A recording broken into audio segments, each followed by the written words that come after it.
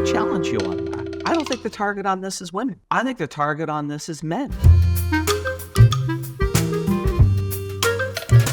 Steven. Matthew. We got a viewer reached out and said, hey, listen, I love what you guys are doing. This is a lot of fun. And they had an idea for us. And so I went and took a look at something called Milk Tray by Cadbury. And it was a British campaign, a British chocolate. And I did a bit of research, and man, the chocolate's been around. I think Cadbury came out with it in 1915.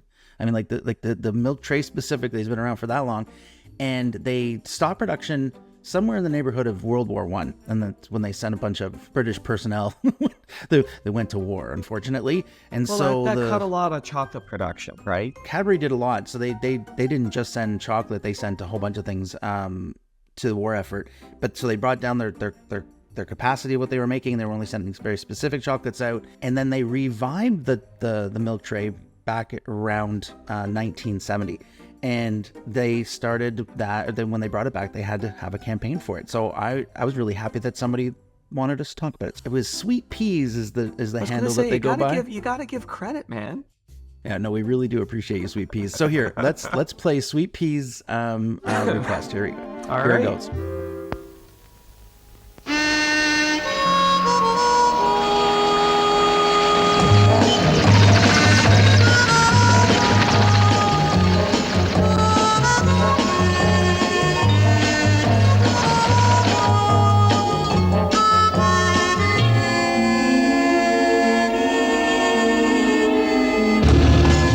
Because the lady loves Milk Tray. So heavily influenced by James Bond. I mean, this came out, this was a 1980s ad. You've got a very 007 looking dude going through shark-infested waters and sneaking in a chocolate box for the lady, and they don't mention any names, and you don't get to see the person, but there's the lady loves a Milk Tray. And the campaign, it was very successful, and the reason why I say it was very successful is not because of how much chocolate it sold.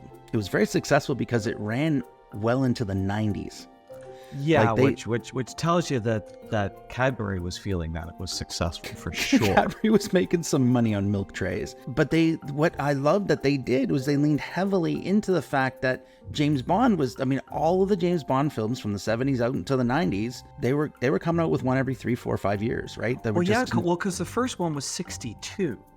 So right. 1962 is the first one with Dr. No. And it speaks to this whole idea of the conversation going on around the water cooler, right? Like, the Cold War was happening, the Bond flicks was going on, this whole... And if I remember correctly, even on television around that time, you had a lot of the spy genre was very it blew popular. Up. Exactly, you got it. So they were using topical marketing techniques, right? I mean, the person that's doing that the best nowadays would be Ryan Reynolds. As soon as Peloton had this big issue, he took the Peloton story, put it into his brands.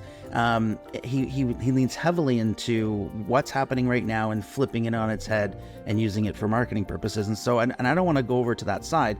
I don't want to talk about Ryan Reynolds, but it is a very strong and powerful way to motivate people when you find an affinity group and you connect yourselves to them.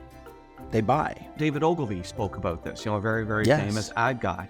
Tie into the conversation that's happening around the water cooler. Okay, now granted, we don't stand around water coolers having conversations any longer.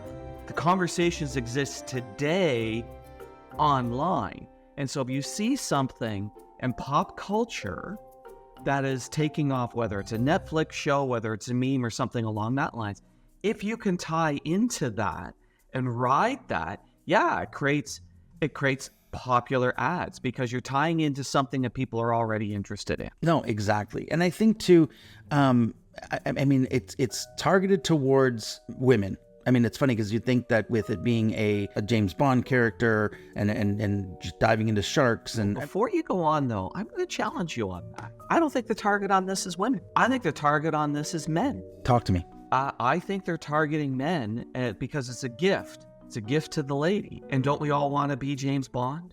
I actually think they're targeting men on this, encouraging them to give this as a gift to their ladies. I can lean into that. I agree with you. It's got to be a chocolate that a lady would want. Yes, right? but it's telling us a lady would want it. Well, it's telling stupid men ladies want this. Well, Whether they want it or not, they're getting this treat. But you the know what I interesting mean? thing is, if we're both seeing it, then what they've really done is they've probably done a bit of, hey ladies, you would like to get this gift, and hey guys, you would like to give this gift, which makes it brilliant. Exactly. And I think, okay, so now I'll completely agree with you that there's definitely two sides to this, because this is a chocolate that started in 1915 and was still being heavily advertised in 1990. We get asked this question a lot about, hey, how long can an ad campaign run? Well, this it runs for a pretty long time if it's done right.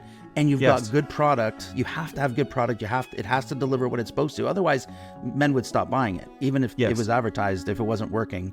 I want to play you one more, though, because I just thought it was... I'm going to go back into the 1970s edition of their ads, just to show you, how they stayed with a theme. I mean, we're talking between these two ads, I think there was 8 years. Right. Okay, so here, watch this one.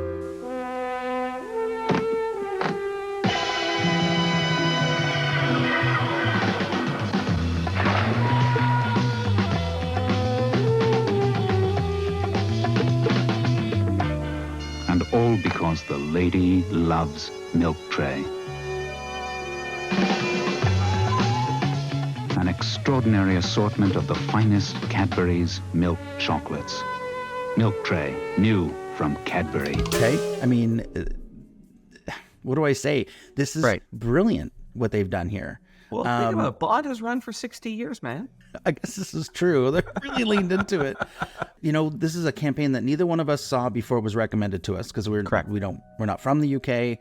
We weren't exposed to it. It really is. I mean, you do the Empire Builders podcast where we lean into the word empire a lot. This is an empire of a company. I mean, Cadbury's not a slouch in the chocolate market. No, it's huge. They know what they're doing. We've already done a previous campaign on one of their ads to help them go from something that was failing to completely using advertising to revamp a brand. And this is just a really good example of what they've done in another country. So thank you, Sweet Peas. We really appreciate you guys. If you're going to do some marketing and you think you can tie yourself to something that's current, do it, lean into it, right? Affinity marketing is a fantastic way for you to advertise to the market. Steve, any last thoughts on this one? Oh, there is one other thing that I do like.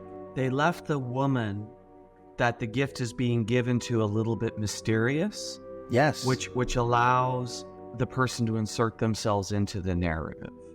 Absolutely. I really liked that piece. Yeah, no, I agree. That's what I was saying at the very beginning, right? It's you don't know who the lady is. Anybody can be the lady. Awesome. Well, listen, I really appreciate you humoring me, humoring a watcher. And guys, if you now we are watching your comments. Maybe if you got something that we haven't talked about, you'd like to see. Again, it doesn't have to be advertising on television. It could be something in print form, on billboards, anything like that. Let us know. We'd love to talk about it. And if you're liking what you're watching, comment, subscribe, all that stuff. Thanks, everybody.